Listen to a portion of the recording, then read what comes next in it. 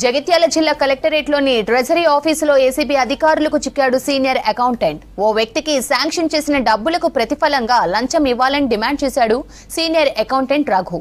డబ్బులు ఇవ్వలేకపోవడంతో రఘు వేధింపులకు గురి చేస్తున్నాడని ఏసీబీని ఆశ్రయించాడు బాధితుడు. తర్వాత రఘుకు 7,000 లంచం ఇచ్చాడు. డబ్బులు తీసుకుంటుండగా రెడ్ హ్యాండెడ్ గా పట్టుకున్నారు ఏసీబీ అధికారులు. జగిత్యాల జిల్లా కలెక్టరేట్లోని ట్రెజరీ ఆఫీసులో ఏసీబీ అధికారులకు చిక్కాడు సీనియర్ అకౌంటెంట్. ఓ వ్యక్తికి శాంక్షన్ చేసిన డబ్బులకు ప్రతిఫలంగా లంచం ఇవ్వాలని డిమాండ్ చేశాడు సీనియర్ అకౌంటెంట్ రఘు. డబ్బులు ఇవ్వలేకపోవడంతో రఘు వేధింపులకు గురి చేస్తున్నాడని ఏసీబీని ఆశ్రయించాడు బాధితుడు. తర్వాత రఘుకు 7,000 లంచం ఇచ్చాడు. డబ్బులు తీసుకుంటుండగా రెడ్ హ్యాండెడ్ గా పట్టుకున్నారు ఏసీబీ అధికారులు.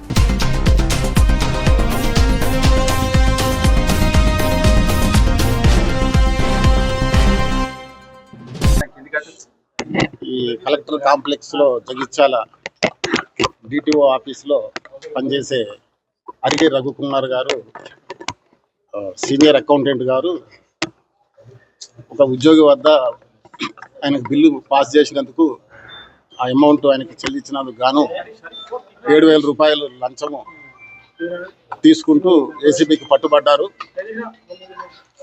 25/2/2025 నాడు ఆ ఉద్యోగి, ఫిర్యాదుదారుడైన ఉద్యోగి తన సిపిఎస్ అకౌంట్లో నుంచి 1,07,000 రూపాయలని ఆయన క్లెయిమ్ చేసుకున్నాడు.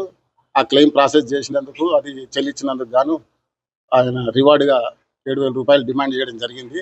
ఇస్తాను ఒప్పుకున్న తర్వాతనే ఆయన రిలీజ్ చేశాడు. ఈ ప్రాసెస్ చేసినందుకు గాను ఆయన 7,000 రూపాయలు డిమాండ్ చేసి తర్వాత తరచుగా ఆయనకు ఫోన్ కాల్, మిస్డ్ కాల్స్తో ఫోన్ చేయడము, కాల్ చేసి పైసలు ఏమైనాయి అని చెప్పేసి ఆయన వెంటబడ్డము, ఇక ఆయనను తీవ్రంగా వేధించినందుకు ఆ 7,000 రూపాయల కోసము బాధితుడు మమ్మల్ని ఆశ్రయించిండు. అన్ని ఆధారాలు సేకరించి, ఆయన వేధిస్తున్న విషయాన్ని సేకరించి మేము ఉన్నతాధికారుల పర్మిషన్ తీసుకొని ఈరోజు ట్రాప్ చేసి పట్టుకోవడం జరిగింది. ఆయనని ఇప్పుడు కేసు పరిశోధనలో ఉంది. ఆయనని కరీంనగర్ ఏసీబీ కోర్టులో రిమాండ్ నిమిత్తం మేము హాజరుపరుస్తాము.